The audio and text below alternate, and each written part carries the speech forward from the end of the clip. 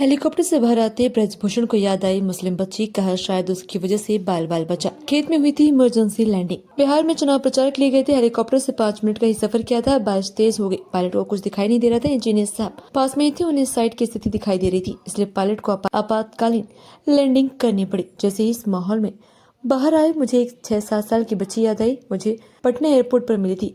वो मेरे साथ फोटो खिंचवाना चाहती थी, लेकिन मेरी पगड़ी और हिंदू पहनावे की वजह से संकोच कर रही थी। मैंने उसको साथ फोटो खिंचवाई। वो बहुत खुश हुई। जो घटना टली, इसमें उसका भी योगदान होगा। ये कहना है भाजपा के पूर्व सांसद ब्रजभूषण शरण सिंह का। वे गुरुवार से बिहार में चुनाव प्रचार के लिए गए हुए थे। भोजपुर एनडीए प्रत्याशी राधा चरण शाह उर्फ सेठ के लिए चुनाव प्रचार करने के बाद हेलीकॉप्टर से दिनारा विधानसभा क्षेत्र जा रहे थे। इस बीच भारी बारिश और तेज हवा के चलते हेलीकॉप्टर का संतुलन बिगड़ने लगा। पायलट ने सूझबूझ दिखाते हुए हेलीकॉप्टर की खेत में इमरजेंसी लैंडिंग करवाई।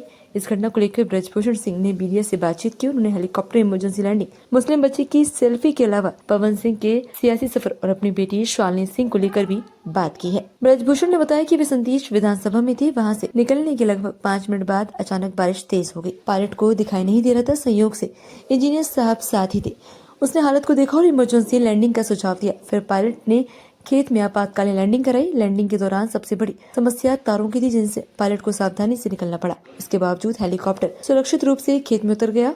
गांव के लोगों और प्रशासन ने पूरा सहयोग दिया। ब्रजभूषण ने कहा कि पवन सिंह बिहार में चुनाव प्रचार करेंगे। वो लोकसभा का टिकट चाहते थे, लेकिन उन्हें टिकट नहीं मिला। इसके बाद उन्होंने लोकसभा में बीजेपी का नुकसान पहुंचाया। जब विधानसभा चुनाव आया तो पार्टी ने उनसे संपर्क किया, लेकिन पवन सिंह विधानसभा चुनाव नहीं लड़ना चाहते थे।